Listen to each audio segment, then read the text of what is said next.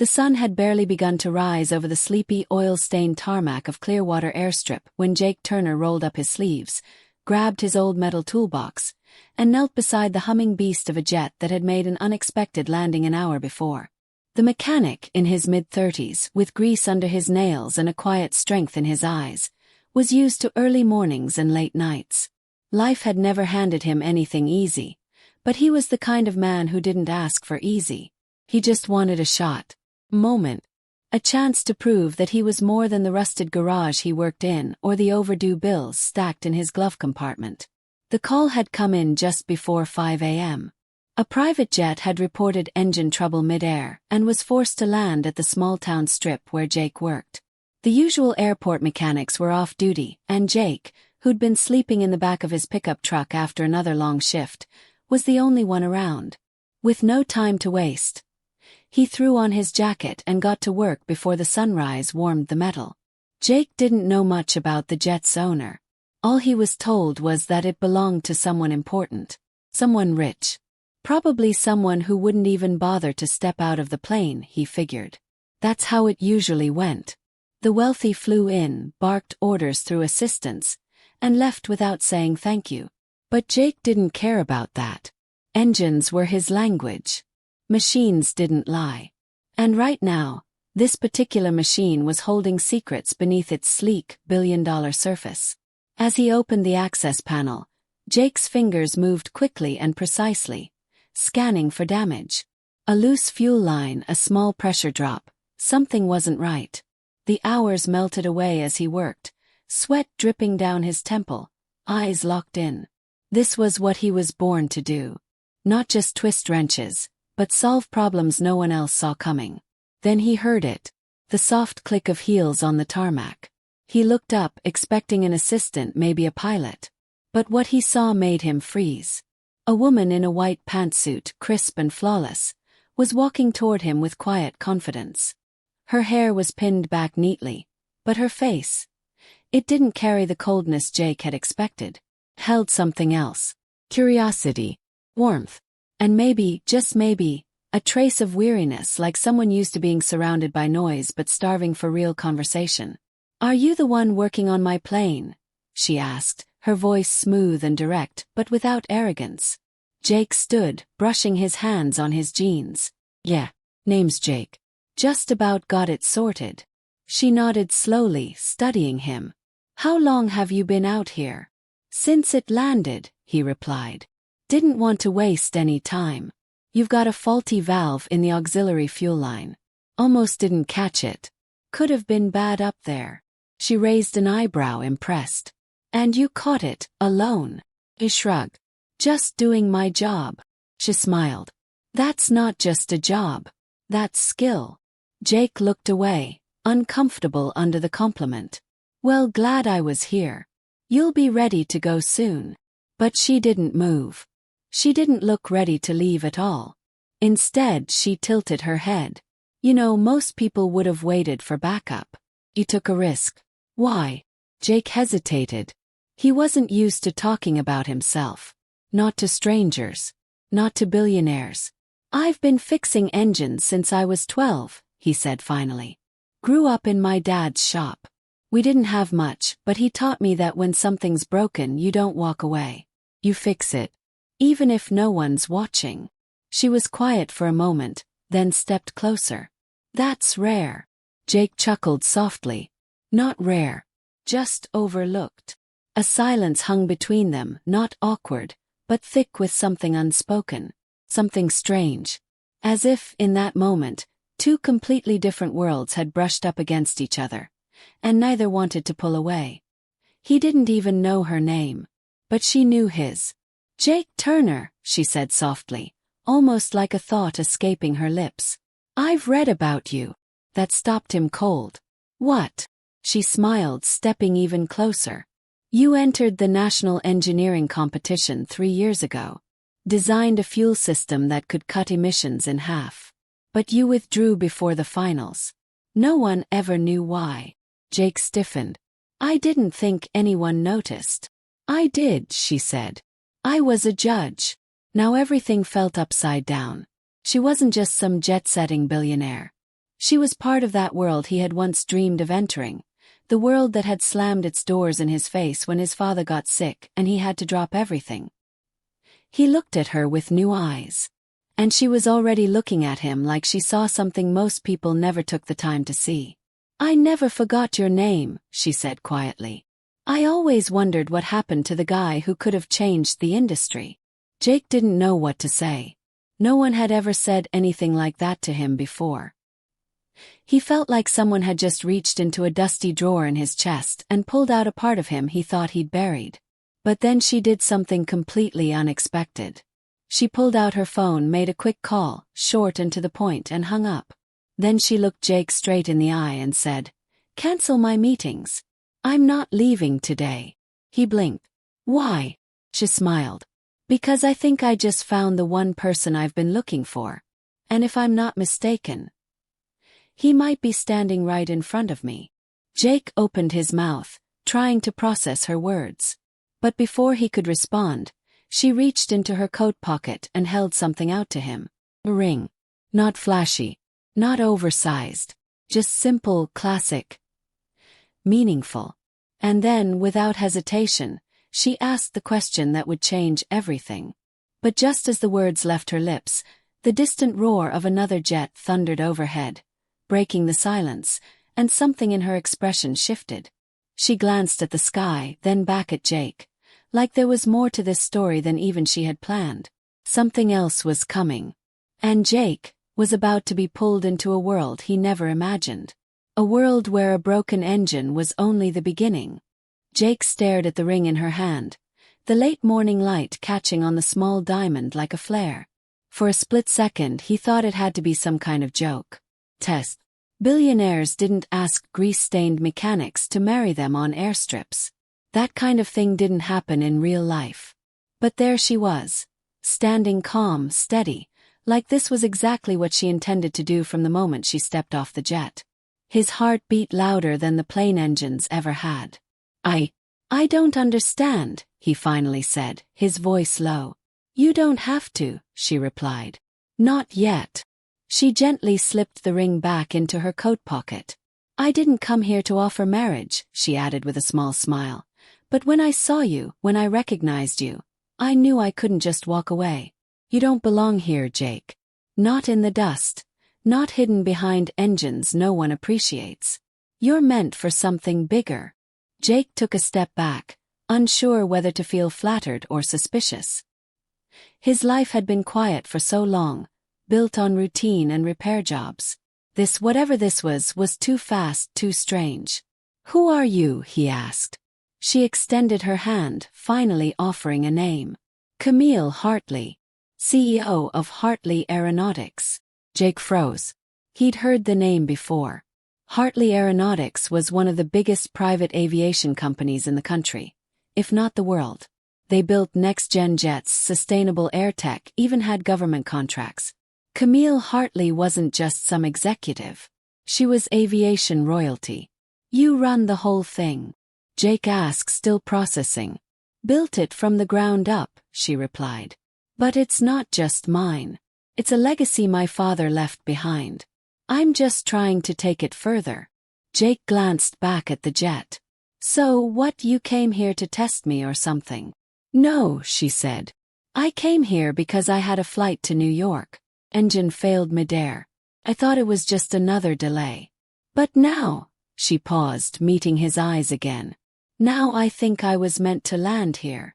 Jake didn't believe in fate. He believed in effort, in long hours, in things breaking down and being patched up again. But something about Camille's presence, her calm, her clarity, felt like more than coincidence. Still, it didn't make sense. "You said you read about me, that you remembered me," he said. "But that was years ago. Why would someone like you remember someone like me?" Camille smiled gently. "Because I saw something real in your work. And in this industry that's rare. Most people are chasing money, image, prestige. But your design, it was different. Clean. Purpose-driven. I never forgot it. And when you disappeared, I asked around. Found out about your father's illness. Your withdrawal. Your choice to walk away." Jake's throat tightened. It wasn't something he talked about. Not with anyone. My dad was everything, he said after a pause. When he got sick, I couldn't leave him. The finals, the offers. None of it mattered. She nodded with quiet respect. That wasn't weakness, Jake. That was loyalty. And I think the world needs more of that. Before he could respond, a voice crackled over Camille's earpiece. Some kind of assistant or pilot checking in, asking if everything was all right. She stepped aside for a moment, responding in clipped tones, then turned back to him. I have a proposition, she said. And no, it's not marriage. Not yet, anyway. Her smirk softened the moment, but her tone grew serious. I want you to come with me. Not just as a mechanic, but as a partner in something I'm building. Something off books. A new kind of aircraft. Hybrid tech. It's still in prototype phase. And I need someone I can trust. Jake blinked.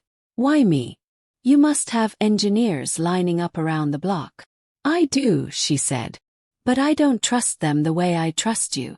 You've already proven more out here on this cracked tarmac than most of them have in 10 boardrooms. He looked down at his calloused hands, unsure of what to say. The offer felt unreal. But there was something else, something deeper, hiding behind Camille's words. It wasn't just admiration. It was urgency, fear even. Like this project she mentioned, had more at stake than just business. What kind of aircraft is it? He asked carefully. She hesitated. Something that could change everything. But not everyone wants it to exist. That answer sent a chill through him. Why not? Because it doesn't just save fuel or reduce noise. It eliminates the need for fossil-based propulsion entirely. And that makes enemies. Big ones. Jake stared at her. You mean oil companies? She didn't answer directly. Just nodded slowly. We've had break-ins at the lab. 2 researchers quit suddenly and went off-grid. One of my pilots disappeared for 3 days without explanation. He came back different. Said he'd been followed. Said someone warned him to walk away. Jake exhaled slowly. And now your jet just happens to malfunction midair. She nodded. That's why I'm not getting back on it today. Jake ran a hand through his hair. He was just a mechanic. A good one, sure, but this? It was starting to sound like something way bigger than anything he'd ever imagined. Camille, if you're in danger, why come here? Why drag me into this? Because I don't think I'm supposed to do it alone anymore, she said quietly.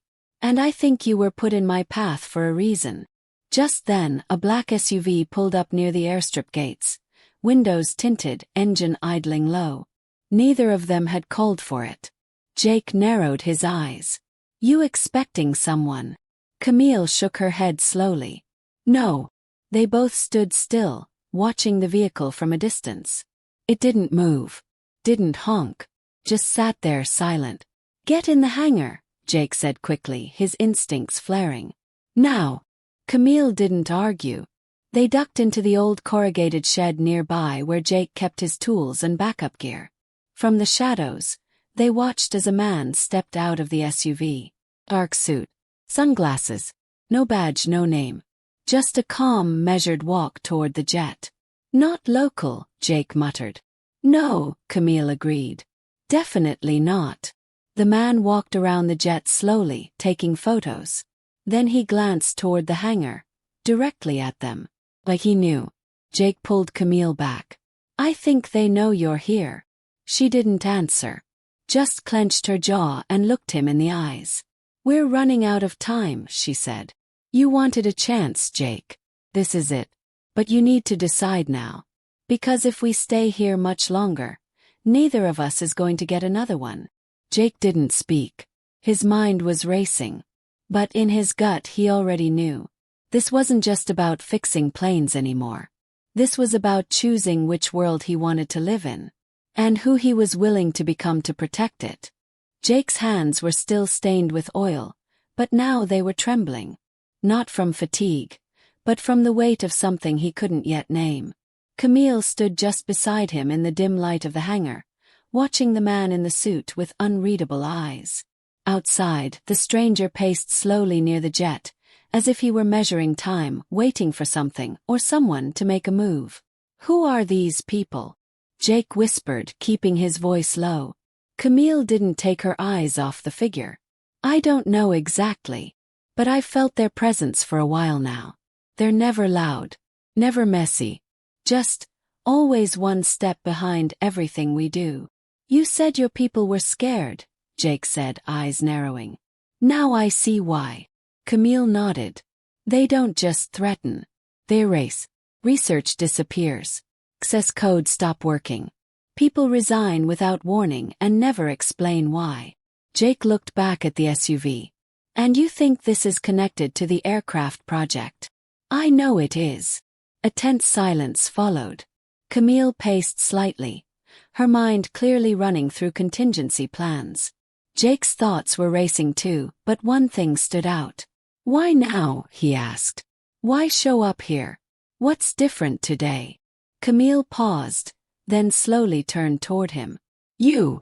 The answer didn't sit easily with him. He was just a mechanic, someone who'd been surviving paycheck to paycheck for years. Now suddenly he was the reason people in black suits were pulling up in silence. "What could I possibly have that they want?" he asked. "It's not about what you have," she said softly. "It's what you know. Or what you might remember." Jake frowned. "I've been out of this game for years." "Yes," Camille said. "But your fuel system design, what you made back then, it was ahead of its time. I think someone realized that if you came back, you might help us complete what they've been trying to bury." Jake ran a hand over his face. "That design. I never even finished it." "Not really. It was a rough prototype." Camille shook her head. "But it worked. And we need it now more than ever." Before he could respond, Camille's phone buzzed. She glanced at the screen and her face changed, jaw tightening, shoulders straightening. "It's Marcus, one of my senior engineers. He just sent me an emergency code." Jake leaned in. "What does it mean?" "It means the lab's been breached." Camille typed rapidly, trying to get a location pin or any update. "The project vault has biometric locks. Only 3 people have access. Me, Marcus, and..." She paused. Jake waited. "Elias. Who's Elias?" "He's the architect behind the hybrid propulsion algorithm. Genius mind but unpredictable. He's been off lately. Talking about threats, claiming someone was watching him." Jake tensed. "So if the lab was breached, it could be Elias, or someone forcing him." Camille nodded. "Or worse, someone pretending to be him." The air in the hangar felt heavier. Outside, the man near the jet was now speaking into an earpiece, still watching them from a distance. Jake took a step closer to Camille. "We need to go." She looked up, surprised. "You're in." "I don't even know what I'm in," he said with a wry smile. "But I know we can't stay here." Camille moved fast, pulling out a small key fob and clicking it. Across the airstrip, another sleek jet, a smaller one, silver gray, lit up and hissed as its steps lowered. "That's ours," she said. "Wait," Jake said.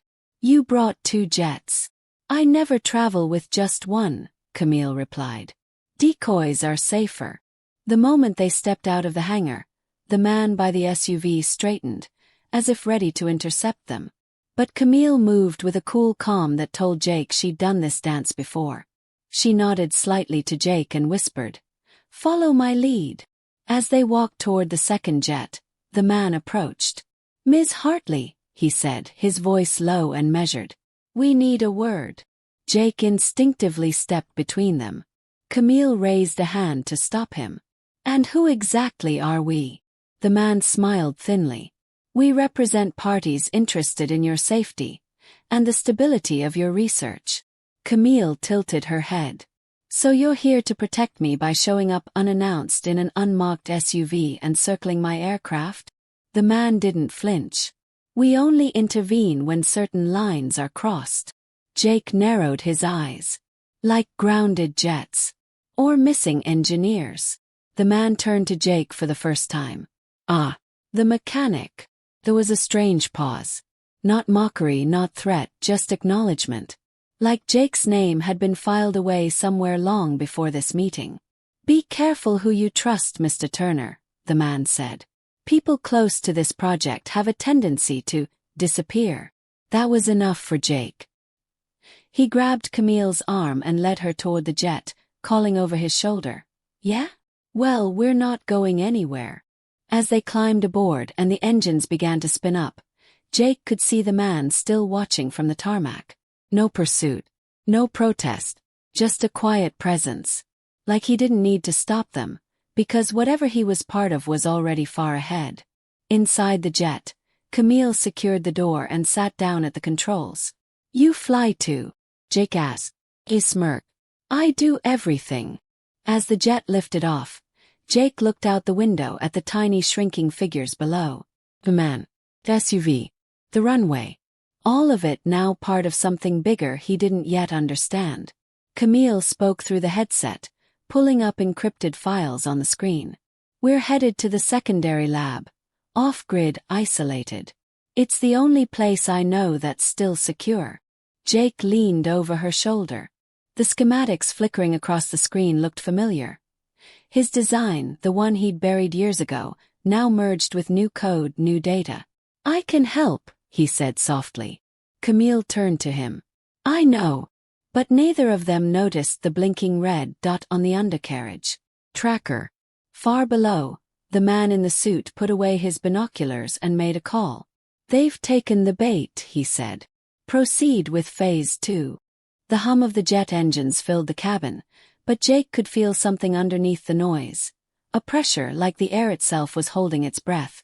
Camille sat focused at the controls, her eyes flicking between the instruments and a secure feed on her tablet that showed a flickering blueprint of the off-grid lab. Jake sat across from her, hunched over the same old notebook he used back when he first designed the hybrid fuel system. His fingers moved slowly, sketching adjustments, reconnecting dots he thought he'd left behind. The silence between them wasn't uncomfortable, just loaded. They both knew time was tight.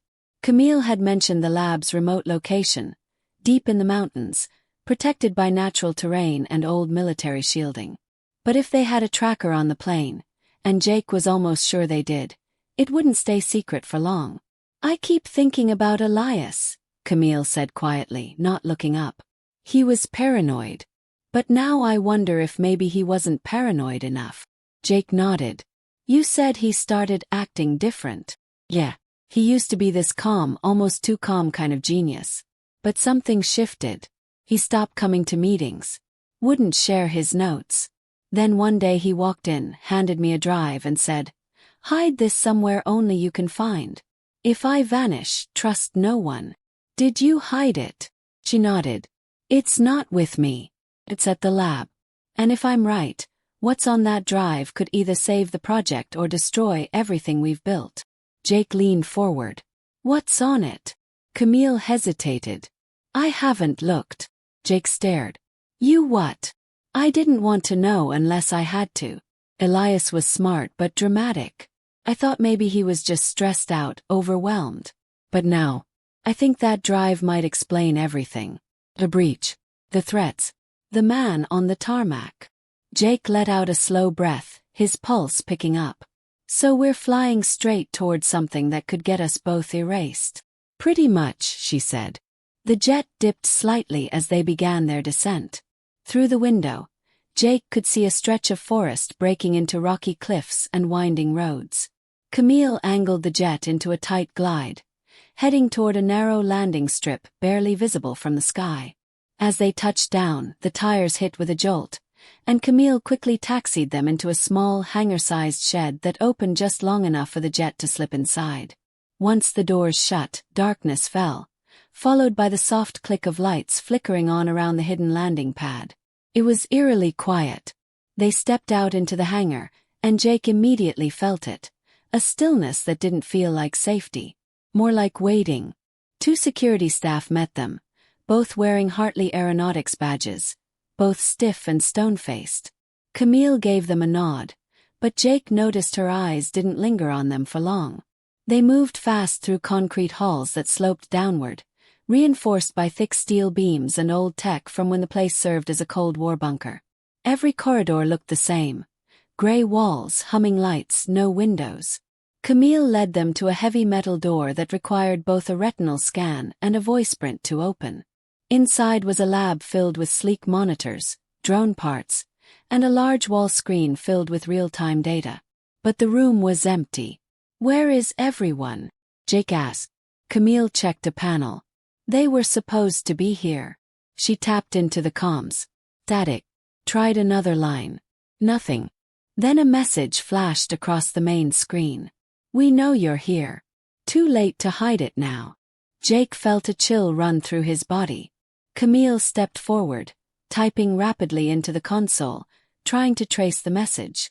But it wasn't coming from inside. It was being routed through external servers. Ghosted. "They've already been here," she said. "Or they're still watching." Jake turned, scanning the room. "What about the drive?" She nodded toward a safe tucked into the wall. She opened it, quickly pulled out a black thumb drive and handed it to Jake. "You open it," she said. "I'll cover the door." Jake sat at the terminal, plugged in the drive, and a window popped open with a single file labeled Project Hollow Light Contingency. Inside the folder were documents, blueprints, audio files, and one video. Jake clicked it. Elias appeared on the screen, looking tired and anxious. He sat at the same terminal, but his eyes darted toward the door as he spoke. "If you're watching this, then I was right," Elias said. "The hollow light engine is real. It works. And that's the problem. We were never supposed to finish it. Camille thinks it's a path to clean skies and global change. But the people funding this project, they had other plans." Jake and Camille exchanged a look. "They don't want to power the world," Elias continued. "They want to control who gets the power. They want selective access. Supply-engineered scarcity. Whoever controls hollow light controls everything that moves." The screen glitched slightly. "And someone inside Hartley Aeronautics is helping them. Someone high up. I don't know who I can trust anymore. That's why I'm disappearing." The video cut out. Jake sat back, mind spinning. Camille's face was pale. "He thinks it's someone on the board," she whispered. "Someone who has access to funding, contacts, tech. Which means they knew about your designs," Jake said slowly. "And they knew bringing me back would push the project forward. Maybe that's what they wanted, to finish it just enough to take it." Suddenly the lights flickered. The screens blinked out. Emergency red lighting flooded the lab. "Power cut," Camille said. "Backup should be kicking in."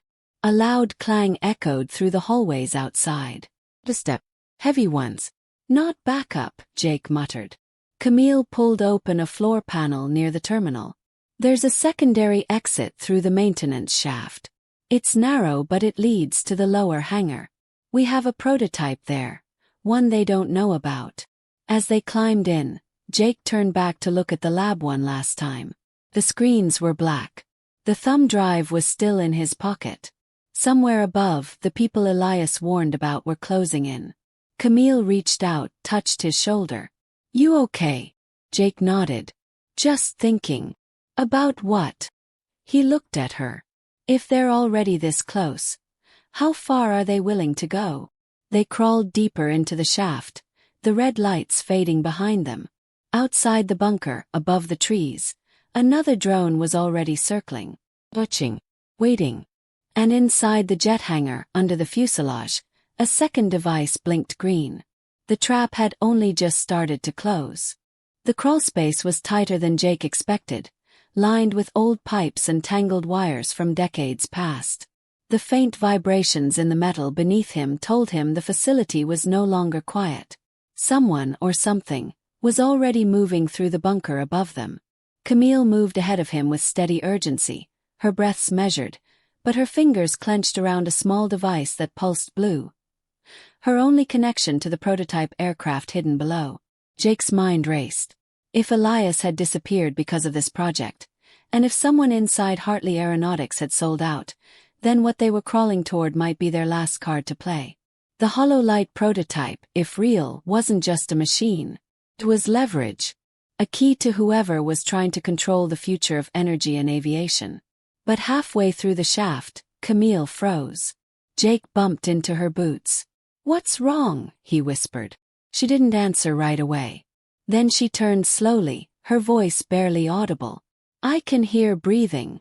They both held still. There it was, faint, steady, not theirs. Not far ahead. Then a new sound. Click. Jake's instincts kicked in. Back. Now. But before they could retreat, a metal panel above them burst open and a figure dropped down into the shaft behind them. Silent, agile, and dressed in gray tactical gear with no insignia. Camille turned to confront him, but the figure raised a small baton-like device and pressed it against the wall. Sparks flew. Tunnel went dark. Jake reached for Camille, grabbed her wrist, and moved forward blindly. Whatever lay ahead was better than being trapped between unknown enemies. Camille's grip tightened around his, guiding them through another hatch. They tumbled out into a dark room, the echo of their landing bouncing off cold walls. Lights flickered on above them, not red this time but a dim blue. And as Jake stood, brushing himself off, he saw it. The prototype. It looked nothing like the public renderings of sleek, futuristic jets. This machine was compact, built like a hawk, tight angles, layered wings, a strange shimmer to its hull. It hummed softly as if alive. And floating beside it, sealed inside a transparent capsule, was something Jake hadn't expected to see again. His original fuel core. "The one you built from scraps in Phoenix," Camille whispered. Jake stared. "I thought it was lost." "It was," she said. "Until Elias found it. And he didn't just rebuild it. He improved it." Jake approached slowly, the core glowing faintly within its chamber. "This changes everything." But before he could say more, a deep voice echoed from a speaker overhead. "Well, I'm glad you agree." They both froze. Camille looked up. That voice. Jake turned toward the shadows near the far wall. A hidden door slid open, and out stepped a tall man in a crisp suit. His presence commanding and disturbingly calm. "Chairman Vale," Camille breathed. Jake didn't recognize the name, but the way Camille stiffened told him everything. "You were funding us," she said. "You believed in this project." "I still do," Vale said with a small smile. "But belief takes many forms. Some want freedom. Others want control." Jake stepped in. "You're behind this. The threats. Elias disappearing." Vale didn't deny it. He simply walked closer to the prototype, admiring it like a proud curator. Elias wanted to release the technology for free. Imagine that. Billions in development costs, years of secrecy. And he wanted to hand it over like a gift. "And you didn't," Camille said coldly. "Of course not," Vale replied. "We control launch capacity, trade routes, energy grids. The world isn't built for equality. It's built for order." Jake couldn't take his eyes off the man.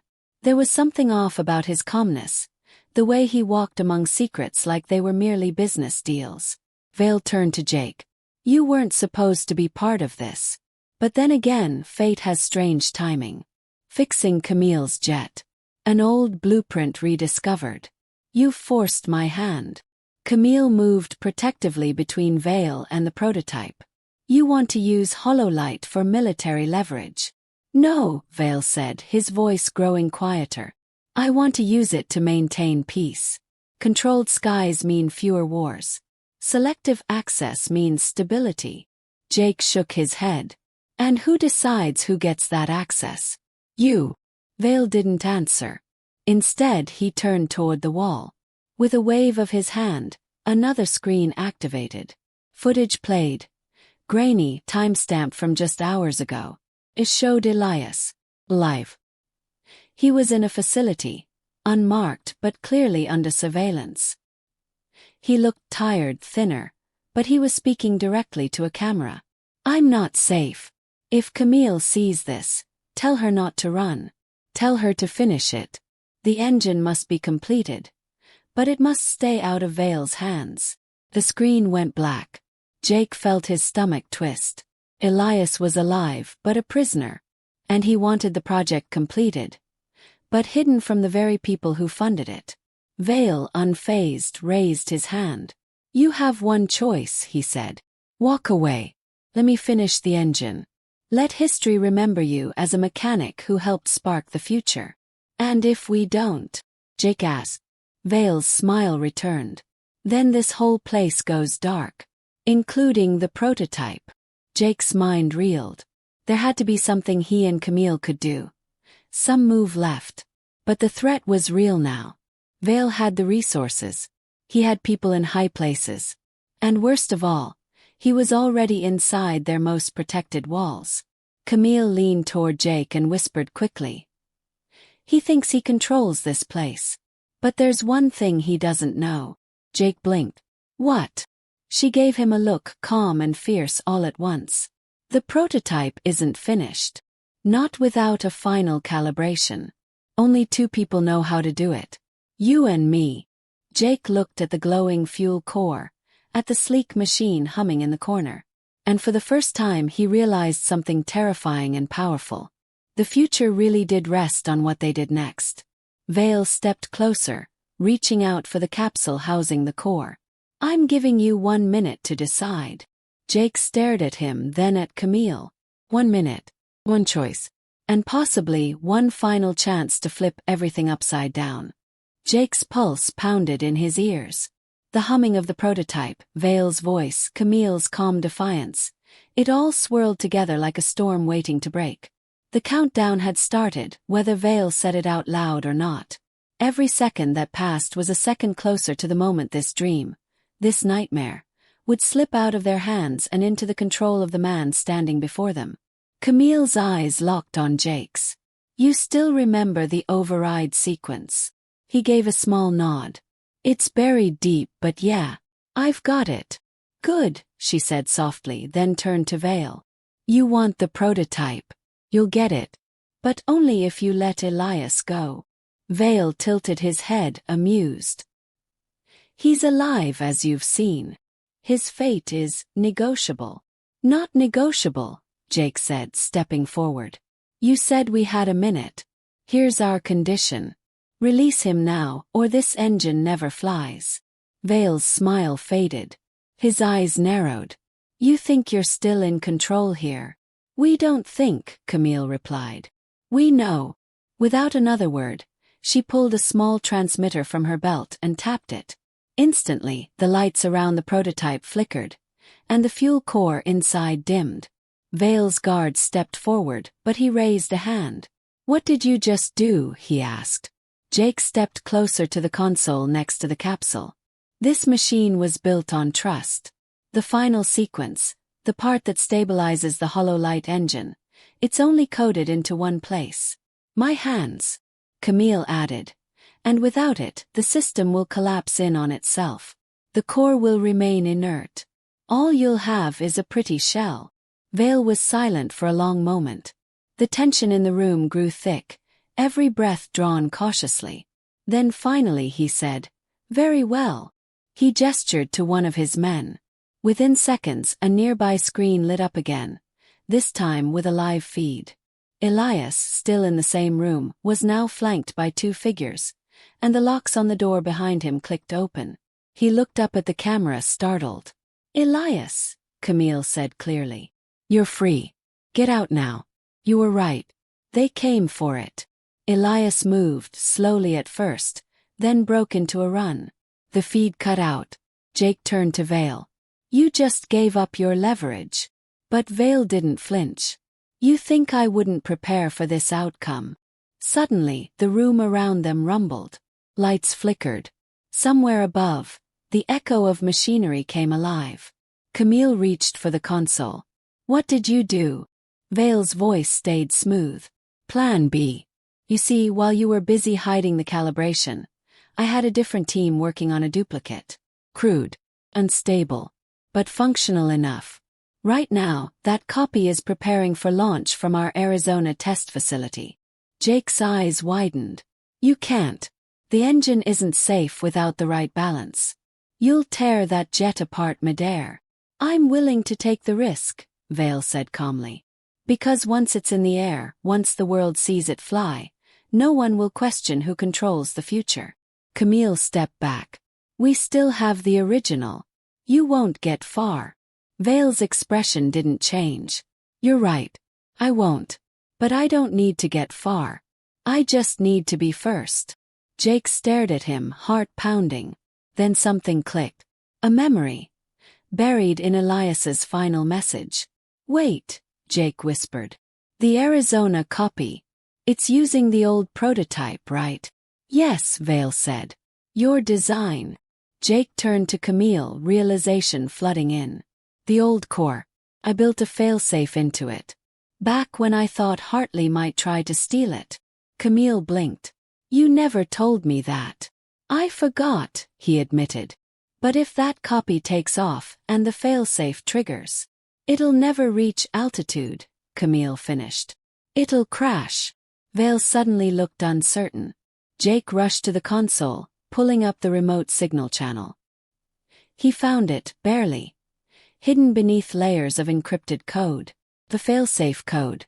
Camille stood beside him, watching the screen, watching the countdown to Vale's launch. Do it, she said. Jake entered the sequence. The console went dark for a second. Then a new message appeared. Remote engine failure. Copy system terminated. At the same time, an alert blared across Vale's comms. His Arizona base had lost contact. The jet never lifted off. The engine collapsed mid-cycle. Vale took a slow breath. So that's it. Jake looked up. That's it. But then Vale did something unexpected. He smiled. You've proven your point. But you don't get to walk away clean. Before either of them could react, he tapped a button on his watch, and the doors around the hangar slammed shut. Gas began to hiss from vents above. Camille grabbed Jake's arm. Emergency exit now. They ran, the air already starting to sting their eyes. Camille led them through a side panel she'd only ever used during early test flights. As they ran, alarms sounded through the bunker. Behind them, Vale stood alone in the hangar, watching the prototype glow softly in its glass casing. The gas swirled around him, thicker now, hiding everything from view. Jake and Camille burst out into the open air, coughing, hearts racing. Behind them, the building began to shake. And then silence. They stood there, under the gray mountain sky, the cold wind on their faces. Jake looked at her. Did he really just? Camille nodded slowly. I think he knew it was over. For a moment, the silence felt like victory. But just as Jake reached for the core, still in his jacket pocket, Camille's phone buzzed. She glanced down, and her face changed. What is it? Jake asked. She held it up. A live news alert. A drone had gone rogue over international waters. Identical core signature to Hololight. And it wasn't one of theirs. Jake's breath caught. There's another one. Camille stared at the headline, then at Jake. He wasn't working alone. The wind whipped across the mountain ledge, and for a long moment, Jake and Camille just stood there, letting it settle in. Everything had changed in a matter of hours. Elias was alive, the prototype was safe, and Vale, gone. But the news alert on Camille's phone made one thing clear. The fight wasn't over. Someone else had access to the technology. The dream of clean, limitless energy had survived, but so had the hunger to control it. Jake exhaled, rubbing his hands together for warmth. You think it's someone from the inside? Camille nodded. Has to be. Vale was powerful, but he wasn't alone. There were people funding him, protecting him. Someone kept a backup. Jake looked at the core nestled in his jacket. It still pulsed softly like a heartbeat. This was the version Elias and Camille had built together, the one rooted in intention, not ambition. We keep this safe, he said. No more secrets. Camille glanced at him, a small, tired smile tugging at her lips. Agreed. 2 days later, they were back in a dusty old hangar far from the Hartley facility. Jake had returned to familiar tools, grease-stained coveralls, cracked wrenches, and the comfort of an engine he understood. But now he worked with purpose. Elias had arrived late that night after escaping the compound with help from a quiet contact inside. Someone who never gave their name but left a note tucked into his bag. For the ones who still believe in the sky. Together, the three of them worked to finish the true prototype. Not to launch it, not to sell it, but to complete it and store the knowledge where it couldn't be twisted or bought. They reprogrammed the core to only activate with dual authorization. They removed its autonomous flight features. Most importantly, they embedded a code that, if ever misused, would disable the system completely. Camille stared at the final sequence before encrypting it. "I used to think this would change the world," she said. "Now I just want to make sure it doesn't ruin it." Jake nodded. Maybe changing the world doesn't mean making something big. Maybe it's just making the right choice when it matters. The next few weeks passed quietly. Camille resigned from Hartley. Officially, the company said she left for personal reasons. Elias disappeared from public view. His name scrubbed from every project he'd ever touched. But whispers began spreading online. Anonymous forums, leaked images, patents filed in code names. Something revolutionary had been built, and someone had chosen not to use it for profit. That mystery alone sparked a new wave of curiosity around ethical tech. Jake went back to his workshop, but things were different now. Word of what he'd done reached people in surprising places. A small aerospace startup offered him a consulting role. A clean energy nonprofit asked him to speak at a youth event. Even a retired billionaire, someone who'd once nearly died on a tarmac, sent him a quiet thank you with a handwritten note. "You didn't just fix the jet. You changed the course." But Jake never chased the spotlight.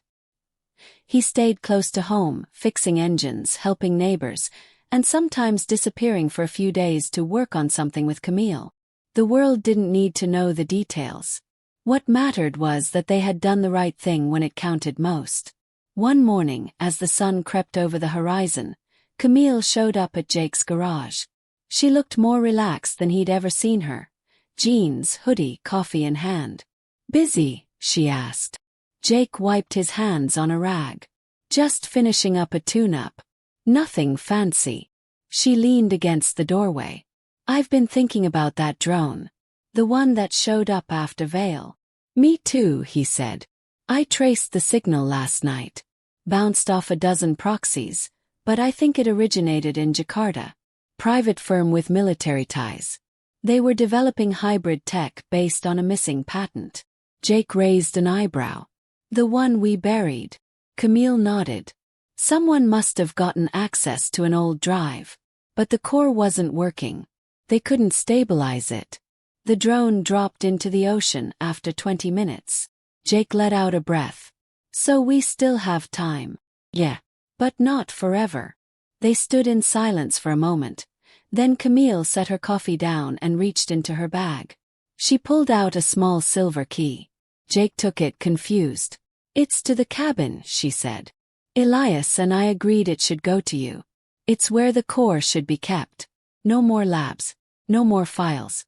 Just one locked box in a quiet place." Jake felt a lump in his throat. "You sure?" Camille smiled. "You earned it." That night, Jake drove up into the mountains.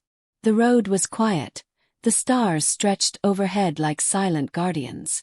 When he reached the cabin, he stepped inside and placed the core inside a fireproof safe, buried under the old wooden floor. He didn't lock it away because he feared the world. He locked it away because he trusted it could be ready, when the right people in the right time were ready to use it for something better. As he sat outside on the porch, a soft breeze blowing through the trees, Jake thought about everything. About a broken jet on a forgotten runway. About a woman who showed up in a storm. About secrets that nearly crushed them all. He smiled, remembering how it started. A struggling mechanic. A billionaire's jet. And a moment of trust that changed everything. The world would move on, faster than ever. New technologies, new leaders, new dangers. But somewhere in a quiet mountain cabin, the future sat waiting. Not for fame, not for profit, but for hope. And that was enough.